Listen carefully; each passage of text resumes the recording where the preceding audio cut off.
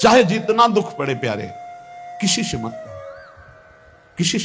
चुपचाप मौन होके सह जाओ। तुम्हारा स्वामी विधान करके तुम्हें दुख भेजा है तो बहुत बड़ा उसमें कोई सुख है। वो मंगल भवन है, तुम्हारा मंगल होने नहीं दे सकता। दिखाई दे सकता है कि अब अमंगल हो गया हमारा, अमुक अमुक अमुक, कुछ नहीं। धैर्य पूर्वक अपने मार्ग में सीधे चलते रहो। उसका विधान आया है, वो दुखद हो या सुखद, सुखद है तो हर्षित मत हो, दुखद है तो शोकित मत हो, आगे बढ़ो। देखो ये अध्यात्म है। ये कमर कस लो कि इस जन्म में मुझे इस भव समुद्र से पार होना ही है। ये जो कमजोर दिल के होते हैं ना, अनुकूलता जहां मिली तो बोले जब से हमने भक्ति शुरू की सब काम चकाचक बन रहे। ये भक्ति का फल नहीं है, भूल मत करना। ये तुम्हारे सुकृत चल रहे हैं इसलिए है।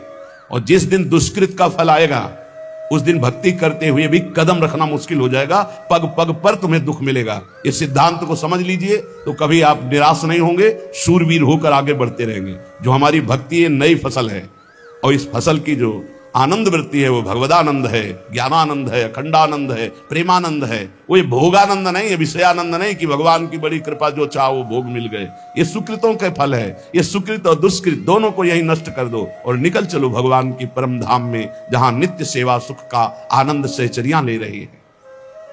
श्रीपाद कह रहे संतर्जयस ताड़यन, कोई मुझे बहुत डांटे भर्त्सना करे और ताड़यन पिटाई भी कर दे, मुझे कुछ कभी शिकायत नहीं करनी प्रभु से। देख रहे हैं ना वो, उन्होंने विधान किया है ना कि इसको पीटो, तो हम चुपचाप पीट लेंगे, किसी से नहीं कहना। रहीमन मन की मन व्यथा रखिए मन में गोए, सुन ठिले हैं लोग सब बांटने। इसीलिए असंगो हम, असंग किससे कहें अपने दुख सुख की बात। अपना दिल तो दिलवर को दे दिया, जो बीते सो दिल तो उनके पास है, वो तो जाने दुख सुख की बात, हम क्या जाने। हम तो बस आपके हैं। मौन, अपने विषय में न सुख की बात करे न दुख की, मौन। बात करे तो प्रभु की करे, नहीं तो मौन। मान लीजिए अगर ये मौन आप धारण कर लेंगे तो निकल जाएंगे माया से, नहीं तो किसी की निंदा कर देंगे, किसी का ऐसा कटु वचन बोल देंगे, परुख वचन बोल देंगे, भजन छीन हो जाएगा, भजन करने की वृत्ति नष्ट हो जाएगी। सैकड़ों लोगों के प्रश्न है कि पहले भजन अच्छा होता था अब नहीं होता। उसमें दो बातें होती है। एक तो भजन की ऐसी भूख बढ़ गई है कि अब उतने भजन से नहीं और भजन होना चाहिए। ये उत्तम महापुरुषों की कृपा पात्र भक्तों की वृत्ति होती है। और एक होता है कि आपसे वैष्णव अपराध बन गया, कुसंग हो गया, इस कारण से ऐसा। अगर आपके हृदय में कोई दोष वृत्ति नहीं हो, फिर भजन में ऐसा लगता है कि मेरे से बहुत कम भजन होता है, वैसा भजन नहीं होता जैसा होना। ऐसा बड़े बड़े महापुरुषों को भी अनुभव होता है। ये कोई निंदनीय बात नहीं है, वंदनीय बात है। पर वास्तविक यदि भजन नहीं हो रहा है, वास्तविक यदि आपका रुक गया है आनंद, तो आप ढूंढ लीजिए आपका भोजन गलत है, आपका संग गलत है, आपने कोई वैष्णव निंदा की है। बस यही कारण है, यही खोज लेना, यही सुधार कर लेना। किसी से क्षमा याचना की जरूरत नहीं। अंदर देखो और आचार्य गुरु से प्रार्थना करो, सब ठीक हो जाएगा। बड़े कृपालु हैं। जिन्होंने अपराधी मुझे जैसे को घसीटा तो अब अपराध बन जाएगा तो थोड़ी छोड़ देंगे वो। विश्वास कीजिए, उन्हीं से प्रार्थना कीजिए, नाथ यदि आपको अपराध मोचन कराना है तो भेज दीजिए मुझे उसके पास, या उसको बुला दीजिए, मैं पैर पकड़ लूं, हाथ जोड़ लूं यदि अपराध बन गया। और यदि आप चाहें तो आप क्षमा कर दें, आगे से सावधान रहेंगे। बड़े कृपालु हैं प्रभु, क्षमा कर देते। भजन की वृत्ति को रुकना ये सहन मत कीजिए। समय नहीं है कि आज नहीं तो कल भजन चल पड़ेगा, नहीं, तुरंत वाचिक में आ जाइए, तुरंत वाणियों का गायन कीजिए, नाम कीर्तन कीजिए, ढूंढिए अपराध क्या बना जो आंतरिक हमारा भजन रुक गया, और प्रभु से प्रार्थना करके उसको चलवाइए। वो बड़े कृपालु है, क्षमा कर देंगे। अगर आपने प्रगट में किसी का अपराध किया और वो उपस्थित हो तो जाओ उनके चरण पकड़ो, उनसे प्रार्थना करो। भजन का रुकना सहन मत करो। बहुत कठिन है भजन करके भगवत प्राप्ति करना। वो हमारे अंदर सरलता पूर्वक भजन चल रहा है, उसको बचाओ। किसी की निंदा मत करना, किसी की अवहेलना मत करना। तुम्हारी कोई निंदा करे, तुम्हारी अवहेलना करे, सह जाना, कह रहे हैं इसमें कह संतर्जय ताड़यन बंधनन, यदि वो कहीं मुझे बांध दें मैं बंधना भी स्वीकार कर लूंगा। ऐसा भक्तों को कोई बांधता है क्या? हाँ, बांध देते। तितिक्ष ब्राह्मण की कथा में पढ़िए, उसको बांध दिया। एक सखी बहुत भजनानंदी थी, उसके परिवार के लोग रोज उसे पीटते थे और उसे बांध देते थे। सखुबाई नाम उसका सखी का था। एक सखी बहुत नागरीदास जी के संग में रहकर भजन की वृत्ति उच्च कोटि की सीखी थी, भागमती बाई।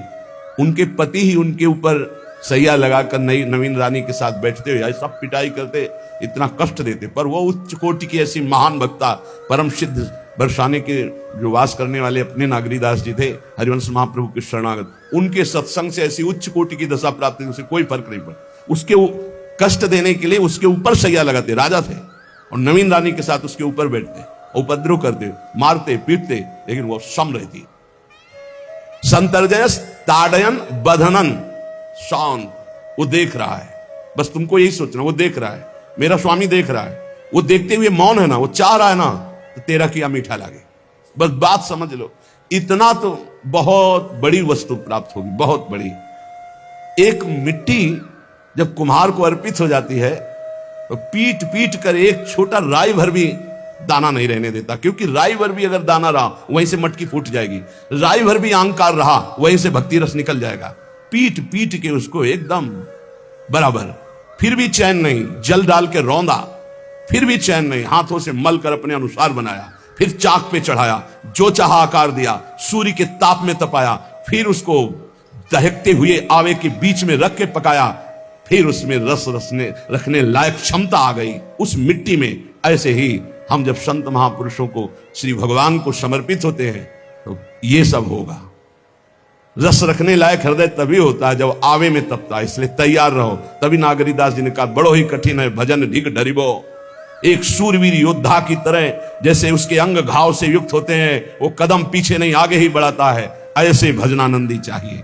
चाहे मुझे चोर कहा जाए, पतित कहा जाए, गाली दिया जाए, मुझे मारा जाए, बांध लिया जाए, तो भी मैं भगवान पर दोषारोपण नहीं करूंगा। मैं यही निश्चय करूंगा, प्रभु मेरे देख रहे हैं, जोई जोई प्यारो करे सोई मोहि भावे, उनका विधान परम मंगलमय है। अंतः क्लेश मतीव दुस्सह तरम प्राप्नोति नाना विधि। मुझे अंदर से भी बहुत पीड़ा दी जाए, काम पीड़ा, क्रोध पीड़ा, लोभ, बाहर से तो ये दिया जाए और अंदर से भी ये दिया जाए, तो भी हे प्रिया जो आपसे नहीं कहूंगा। प्रेम में कभी शिकवा शिकायत नहीं होती, ना इष्ट से और अपने प्रीतम के विधान से दिए हुए कष्ट को हम दूसरे से कह दें। धिक्कार हमारी प्रीति को, प्रीतम सहावे और मैं दूसरे से शिकायत करूं, नहीं। हर विधान आपका सहो, ये प्रेम है मस्ती का, ये लज्जू पंजू ऐसे काम नहीं है इनके। ये तो देखते हैं पैर धर के, अगर गर्म लगा तो हटा लेंगे, मत रखना गर्म ही गर्म है। और छाती मजबूत करके कि आग पे चलूंगा, तो पैर रखोगे तो चंदन हो जाएगा आग में भी। पूरे जीवन की बात कह रहा हूं, पूरे जीवन की। सोचो उस समय जब 13 वर्ष की अवस्था है और घर से निकले थे, कोई साथी नहीं है, कोई समझाने वाला नहीं, और आज इतना जीवन हो गया इसी यार के सहारे हुआ है। इसी यार, ना 1 रुपया कभी था, न रहा है, न रहेगा। प्रेमानंद का 1 रुपया नहीं है, प्रेमानंद की एक वस्तु नहीं, ना रहा ना रहेगा। हाँ, प्रेमानंद की सब वस्तुएं हैं, ना होते हुए भी पूरा विश्व मेरा। क्यों? प्रेमानंद भगवान का है, भगवदानंद को प्रेमानंद कहते, वही संपत्ति। जीवन भर एक ही साथी रहा है, और हे नाथ ऐसी कृपा करना अब दूसरा साथी बने ना। अब आओ तो मृत्यु रूप में ही आओ, और किसी रूप में मत आना। साथी हो तो आपका साथ हो, सर्वहरण करने वालों में मैं मृत्यु हूं, बस उस रूप का इंतजार है। आओ उस रूप में और समेट लो अपनी लीला। बस कभी किसी से शिकायत, कभी किसी ने कैसे हो, आनंद है। नहीं सुना है किडनी खराब है, तो सुना ही होगा, कोई दुख नहीं, कोई दुख नहीं। वर्तमान दुख वर्तमान के आनंद से बहुत छोटा है। क्या दुख है? स्वामी के द्वारा दिया हो। यह आप हमारी प्रार्थना मान लीजिए, इस मार्ग में चलने पर जो दुख मिले कभी किसी से कहना नहीं, नहीं तो प्रीति में कलंक लग जाएगा, वो तुम्हें प्रभु से हटा देगा। नहीं, रहीमन मन की मन व्यथा रखिए मन में गोए, सुनिच लई है लोग सब बाट न लिए। ये भगवत मार्ग शूरवीरों का मार्ग। कभी अपनी अंतर व्यथा को किसी से मत कहो। जीवन में अगर कोई हमें कष्ट दे रहा है तो हमारा कर्म है, ना कि कोई व्यक्ति। ये बिल्कुल सिद्धांत तक चर्चा समझ लो। वही व्यक्ति जो मुझे द्वेष करता, वही व्यक्ति जो मुझे कष्ट और दंड देता, वही व्यक्ति प्रणाम करके छाती से लगाकर आंसुओं की धारा से अभिषिक्त किया, तो वो व्यक्ति था या कर्म?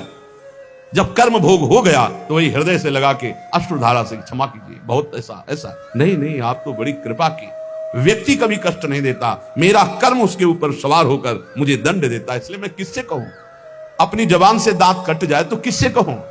ये जो दांत, इससे जबान हमारी पीड़ा को किससे कहूं? अब अपने हाथ से चोट लग जाए किसको कहूं? ऐसे सब आत्मा स्वरूप हैं, हमारा कर्म ही उनके ऊपर सवार होकर हमें दंड दे रहा। इसलिए भाई श्रीपाद का सिद्धांत जो कह रहे कि अगर भगवत प्रेम प्राप्त करना है तो मुंह बंद। 22,000 में कोड़े मारे गए, एक बार भी श्री कृष्ण से नहीं कहा। पूज्य भाई जी महाराज का जीवन कष्टमय है, कभी श्री कृष्ण से नहीं। बाबा नहीं सह पाए, बाबा ने श्री कृष्ण से कहा, श्री कृष्ण चंद्रजू से, ये क्या है, इतना कष्ट क्यों दे रहे हो उनके शरीर को? तो मुस्कुरा दिए, बोले मैं नहीं दे रहा हूं, ये तुम्हारे कर्म का फल भाई जी भोग रहे हैं। ऐसा? बोले हाँ। सीधे अस्पताल गए, भाई जी से कहा ये आप हमारा प्रारब्ध क्यों भोग रहे हैं? तो कहा आज ये कौन सा खेल रच रहे हो बाबा, क्या बात कर रहे हो, जीव का अपना कर्म भोगना होता है, किसी और का निजीकृत कर्म भोग। तो उनका आप हमको बहका नहीं सकते, हमें परम तत्व से पता चला है कि आप हमारे कर्म। तो हंस दिए भाई जी और बोले देखो हमें कोई फर्क नहीं पड़ता, आपको फर्क पड़ जाता। आप चढ़ो, जिस साधना की चढ़ाई पर चढ़ रहे हो चढ़ो, मंगलमय श्री कृष्ण तुम्हारी यात्रा को पूर्ण करें। हम तो अस्पताल में पड़े पड़े प्रिया प्रीतम के साथ खेल रहे हैं, कोई फर्क नहीं पड़ रहा। ये बड़े महापुरुषों ने अपने कष्ट की तो बात जाने दो, दूसरों के कष्टों को लेकर भोगाए। हम जरा सा कष्ट आ जाए तो बोले हमारी अंदर श्रद्धा थी अब खत्म हो रही क्योंकि कष्ट आने लगा। उसमें भगवान का क्या दोष है? वो तो बड़े कृपालु हैं कि ऐसे पापात्मा होने पर भी मुझे महात्माओं का संग दिया, धाम का वास दे रहे, नाम जपवा रहे। अब हमारे पूर्व प्रारब्ध हमें कष्ट दे रहे हैं, इस समय भी वो हमें दुलार कर रहे हैं। जीव समझता नहीं, केवल 2 सारूपण भगवान और भगवत मार्ग पर कर देता है। इसलिए उपासक को अंतः क्लेश मतीव दुस्सहतरम, ये जो आप काम क्रोध से जल रहे हो ना, ये तपस्या है, इसका बहुत बड़ा लाभ मिलेगा। और अगर भोग रहे हो ना, गिर रहे हो, पतित हो रहे हो, तो वो सुख नहीं, वो शांति नहीं, वो विश्राम नहीं। तो एक बार ध्यान रखना, इस शब्द को याद रखना। ऐसे रहने पर भी हमारे द्वारा जो भी वो हमारे स्वामी ऐसे लेते हैं, जन अवगुण प्रभु मान न काऊ, दीन बंधु अति मृदुल स्वभाव। कल शाम के पूज्य परमहंस राम मंगलदास जी की वाणी का चिंतन हो रहा था, उसमें कह रहे कि जो 30 मिनट भगवान नाम कीर्तन कर लेता, मेरी बात पर विश्वास रखना हो, उसको भगवत प्राप्ति होगी। 24 घंटे में 30 मिनट नाम कीर्तन कर लेता है और अन्य समय विस्मरण रखता है, तो 30 मिनट का नाम कीर्तन उसे भगवत प्राप्ति करा देगा। तुम्हें जो पाठ प्रिय हो 30 मिनट पाठ कर लोगे, भगवत प्राप्ति हो जाए, कर लो। और बहुत पहुंचे हुए महापुरुष जिनके चरणों में अपार श्रद्धा है, आप लोग तो रात दिन लगे आपको भगवत प्राप्ति नहीं होगी। चूक हो जाएगी तो जन अवगुण प्रभु मान न काऊ, दीन बंधु अति मृदुल स्वभाव। अग्नि की ज्वाला के समीप रुई का पहाड़ कितनी देर टिकेगा, कितनी देर टिकेगा, उसके ताप में झुलस जाएगा। ये अग्नि की ज्वाला है भगवान नाम कीर्तन, भगवत यश गुणगान। तो जैसे किसी को लगे कि वो नाम जब भी करता है वो रुचि पूर्वक पाप करता है, असंभव।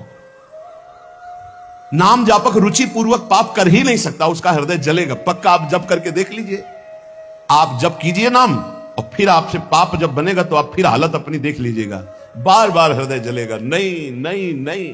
तो एक दिन वो नहीं सिद्ध हो जाएगा और आप निर्विकार हो जाएंगे।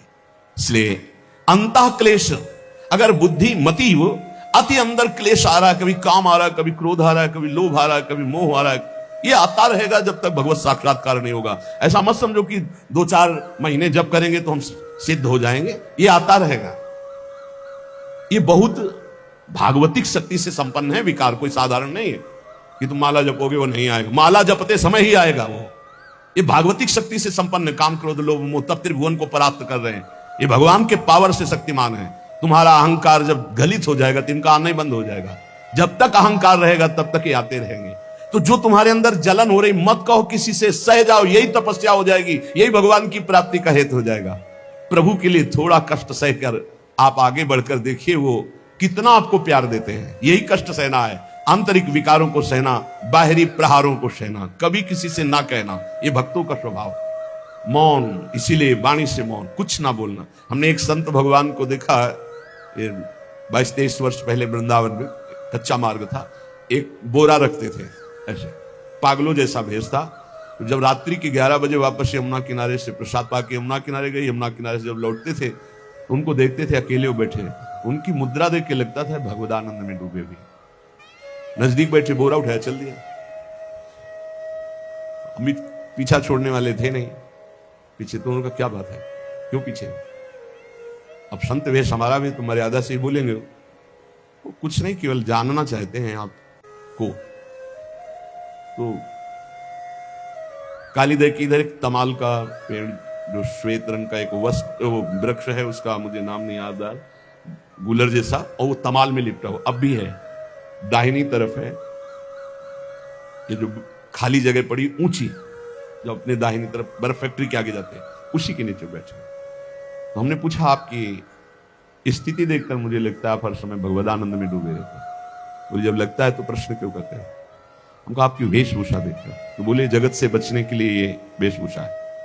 एक बोरा ऐसे, जैसे कोई बीनने वाले होते हैं, कबाड़ बीनने वाले, ऐसे बोरा ऐसे रखे थे, गमछा लगाए हुए थे, पूरा शरीर खुला, कोई साधु का वेश नहीं, कोई चिन्ह नहीं, और उनकी स्थिति भगवदानंद में थी। उनका ये किसके उपदेश, किस मार्ग के उपदेश, किस इष्ट की आराधना से आपको ऐसी स्थिति प्राप्त हुई? बोले, प्रथम पूज्य श्री स्वामी राम सुखदास जी महाराज का सत्संग हुआ, इष्ट देव श्री कृष्ण, इष्ट ग्रंथ गीता, उसी की कृपा से मुझे ऐसा, मैं भारत के हर तीर्थों में वास करता हूं, भ्रमण करता हूं, असंग रहता हूं, और यही वेशभूषा है बड़ा अंदर से। तो भोजन प्रारब्धवशात जो सामने आ जाता है उसे पा लेता हूं, नहीं आता भूखा रहता हूं। तो कहा, अगर हम मधुकरी ले आवे कभी आप इससे तो पालेंगे? बोले, दे देंगे तो पालेंगे। दूसरे दिन मधुकरी लेकर, तो रोज हमारी उनके चरणों में श्रद्धा, क्योंकि उनका रहना और चिंतन दोनों, रहनी और चिंतन बड़ी प्रशंसनीय। जो वीतराग परमहंसों के अक्षर सा वैसे, कुछ पास नहीं, केवल बोरा, वो नाटक के लिए बोरा कि कोई समझे कबाड़ बिनने वाला, और एक गमछा ऐसे रंग बिरंगा, बस कुछ नहीं, कोई भागवतिक चिन्ह नहीं। एक दिन देखा वो बड़े मक्खियां भिन भिना रही, तो नजदीक गए, क्या होगा? चुप जाओ, इनका बोलिए ना। बोले, वमन और शौच दोनों हो रही है, शरीर बिगड़ गया, तो हमका औषधि के लिए हम व्यवस्था। बोले, इसलिए कह रहा हूं आप बच जाइए। तो हमका, हमें बता तो दीजिए क्यों नहीं? तो बोले, आया हुआ प्रारब्ध है, इसको हंस के भोगना है। ऐसे कोने में, साइड में, ऐसे पेड़ के किनारे पड़े, 2-4-10 दिन जो भी व्यवस्था उनकी बनी, फिर वो हमको दर्शन नहीं मिले, अन्य तीर्थों में चले गए होंगे। ऐसा महापुरुष, क्या हम अपने शरीर को इतना प्यार करें कि भगवान से श्रद्धा हो जाए, भक्ति मार्ग में हम लड़खड़ा जाए? फिर सत्संगी किस बात का? ये पक्का समझ लीजिए, ये जो भगवत मार्ग है, ये शूरवीरता का मार्ग है, सहन करने का मार्ग है। जितने भी महापुरुषों के चरित्र हैं आप पढ़ करके देख लीजिए, भगवान के चरित्र से भी ज्यादा लाभ भक्त चरित्र सुनने से इसलिए होता है कि हमको लगता है कि हमारे जैसा जन्म लेकर इतना कष्ट सहकर इस ऊंचाई पर पहुंचे, ये बड़ी बात है कि वो जीवत्व से हमारी तरह पैदा होकर ईश्वत्व को जाता है। इसलिए भक्त चरित्र में विशेष बल हमको प्राप्त होता है। क्या क्या कष्ट सहते, और आप खुद देख लीजिए, आपको जितना कष्ट है उससे बड़ा सुख है कि नहीं, अंदर देख लीजिएगा तो इसी से अनुमान लगा लीजिए। जितना बड़ा कष्ट उससे कई गुना बड़ा सुख भगवान देते हैं, तभी वो उनका यश गाते रहते हैं। ऐसे थोड़ी होता है कि हमारे भगवान का हम भजन करते हैं, हमारे साथ न्याय नहीं हुआ। न्याय तो सही बात नहीं हुआ, नहीं तो तुम्हारी दुर्गति हो जाती है। सही बात में उन्होंने न्याय नहीं किया, पक्षपात किया है तुम्हारा। अगर वो सही न्याय करते तो ईमानदारी से कहते हैं, केवल नरक के कीड़ा ही बनना पड़ता और कुछ नहीं है। खूब देख लो, डबल चेहरा होता है, एक सामने का चेहरा देख रहे हो और एक एकांत का चेहरा होता है, डबल चेहरा होता है। और भगवान डबल रखो चाहे तिबल, सब देखते हैं। सब हम बैठे हुए देख लो ईमानदारी से वृंदावन की भूमि में, एक चेहरा है जय श्री राधे, और एक चेहरा है जो राक्षस है अंदर बैठा। देख लो, अंदर देख लो, बिल्कुल इस समय सीसी कैमरे में हो, अंदर देख लो, एक राक्षस बैठा है। और उस राक्षस ने जो जो करवाया, आप लिखो रजिस्टर में, तुम्हें याद है जितना, और इसके बाद आप न्यायाधीश बनो, फिर आपकी क्या दुर्गति होती उसका। इससे ऐसे होता है, हे प्रभु तभी त्राहिमाम मचता है, तब उनकी कृपा नजर आती है कि बोले भगवान ने न्याय नहीं किया। हम कहते हैं सच्ची बात तुम कह रहे हो प्यारे, न्याय नहीं किया इसीलिए बचे हुए हो। अगर वो न्याय कर देता, पक्षपात ना लेता तुम्हारा, तब तुम्हारे होश उड़ते, चाहे जो कोई हो, अपना रजिस्टर जांच के देख लो। इसलिए कहते हैं कि सबकी जीवनी शुक्ल पक्ष की लिखी जाती है, कृष्ण पक्ष की तो केवल उसी की छाती जानती, दूसरा नहीं। हृदय में जितने विकार, हृदय में जितना अंधकार, हृदय में जितना कूड़ा करकट, वो तो हम जानते हैं कि हमारी स्वामिनी की कृपा ने कितना निर्मल किया है। तब उनकी स्वामिनी जू मुझ जैसे अपराधी के अपराधों का विस्मरण करके आप ऐसी कृपा, तो आपको लगता है कि संतों की एक दैन्य भाषा होती है। नहीं, ईमानदारी से संत कभी झूठ नहीं बोलते। जैसे कह रहे हैं कि मौसम कौन कुटिल खलकामी, तो अंतर यह होता है कि आंख में जैसे थोड़ा पड़े तो बहुत बुरा लगता है, और पीठ में इतना बड़ा तिनका चला जाए तो कुछ समझ में नहीं आता। संतों का हृदय आंख जैसा होता है, थोड़ी सी भी गलती में हाय हाय मच जाता है, धिक्कार है तुम्हारे जीवन को, अपने को तुम क्या समझते हो और क्या है तुम्हारे अंदर विचार। और जो मलिन अंतःकरण वाला था, भारी भारी पाप करके भी उसको पश्चाताप नहीं होता। संत जनों को एक पाप की जरा सी वृत्ति की आभास स्फुरना, वो पूरा पाप नजर आने लगता है उनको, क्योंकि इतना निर्मल हृदय होता है। तो सच्ची कहते हैं कि जैसे घोड़ों की लगाम पकड़े हुए श्री कृष्ण अर्जुन की बैठे हैं, ऐसे अपने भक्तों की लगाम पकड़कर बैठ जाते हैं, तो यात्रा अध्यात्म की ऊंचाई की चलती, किसी की सामर्थ्य नहीं। इसलिए सब भक्त ऐसे तो आपको मिलेंगे। जहां सामर्थ्य की बात है वहां केवल श्री भगवान की कृपा है। इसलिए बाहर की पीड़ा और अंतर की पीड़ा अपने प्रीतम के द्वारा दी हुई मानकर सह जाओ, तो आगे प्रीतम तुम्हारा स्वागत करने के लिए खड़े, पक्का समझ लेना, पक्का। और वो देंगे ये पीड़ा, क्यों देंगे? इसी पीड़ा में पता चलता है कि तुम्हारे मन की सुई किधर जा रही है। प्रताप राय जी महाभागवत थे, बड़ा चरित्र है। उनके यहां एक व्यापार चलता था कुल परंपरा से कि आपको अगर रुपए की जरूरत है तो आप अपना स्वर्ण आभूषण या कुछ रख जाइए गिरवी, और रुपया ले जाइए, और ब्याज से तो रुपया दे जाइए, अपने मूल गिरवी ले जाइए जो रख के गए हो। यही उनकी कुल परंपरा से था। तो उसी के आधार पर वो कुल परंपरागत कर्म कर रहे थे, निरंतर नाम जब भगवत आराधन में मगन। अब नाम जब भगवत आराधना और ईमानदारी से कार्य, तो बड़ा सब खूब धन संपत्ति, बहुत आनंद, और भक्तजनों के खूब भोजन होते, भंडारे होते। तो जो चिढ़ने वाले जलने वाले लोग हैं वो जलते थे कि करता तो ये कुछ है नहीं, खूब जय जय मच रही है चारों तरफ, इसको नष्ट किया जाए। ये किसने बीज बोया? अरे बोले दुष्ट स्वभाव ने। नहीं नहीं नहीं नहीं, भगवान ने। किनको हुस्काया? डंडे को। क्यों? अब झंडा फहराओ मेरे भक्त के यश का। उनके हृदय में जलन हुई। वहां का काजी और मिल गए 3 लोग, और उन्होंने कहा कि इसको नष्ट किया जाए। बोले बस आप सहयोग दो, नष्ट तो पक्का। बोले कैसे? बोले प्लान तो सब हमारा बन गया। अब झोली में कंकड़ भरे। प्रताप राय जी बेटी का ब्याह है, 10,000 मुद्रा चाहिए। बोले गिरवी? बोले है स्वर्ण मुद्राएं। और वो इतने ईमानदार विश्वास, बोले बॉक्स रखा रहता है उसी में रख दो, दस्तखत करो, 10,000 रुपए लो, ब्याज सहित दे जाना, अपना ले जाना। थोड़ी देर बाद दूसरा आया ऐसे, फिर तीसरा आया, वो तो उनका व्यापारी था। 5 दिन बाद वापस आया और काम बन गया, ब्याज सहित ये रुपए लो, हमारा आभूषण वापस करो। बोले जहां रख गए थे वैसे उठा लो। बॉक्स से उठाया ऐसे। अरे देखो कितना नाटक करता है, माला जपता है, भगत बनता है, हमारे स्वर्ण आभूषण हटाकर कंकड़ पत्थर भर दिए। अब लोग तो आश्चर्यचकित हो रहे थे कि ये भगत जी तो ऐसे है नहीं। इतने में दूसरा आया, उसने भी वही नाटक शुरू। तीसरा आया, उस अब तो पक्का हो गया कि पाखंड करता है। लोगों की श्रद्धा को कपूर कहा गया है। कपूर ऐसे बाहर रखो ना तो उड़ जाता है ना, ऐसे ही श्रद्धा है। अगर उसको आप मजबूती, विश्वास की मजबूती में नहीं रखोगे तो श्रद्धा उड़ जाएगी। अब तो सब कहने लगे कि प्रताप राय तो बहुत ही पाखंडी निकला। अब हाहाकार मच गया। इसके बाद काजी, वो तो सब मिले हुए थे, काजी ने बादशाह के सामने बात पेश की। काजी के इशारे से बादशाह ने हुक्म दिया इनको बंदी बना लिया जाए, सारी संपत्ति जब्त कर ली जाए। अब राज सैनिक बंदी बना लिए प्रताप राय जी को, सारी संपत्ति जब्त होने लगी। तो उन्होंने अपनी पत्नी से इशारे से कहा ठाकुर जी लो और भाग जाओ अपने मायके, ठाकुर जी को बचाओ। ऐसी स्थिति में याद क्या है?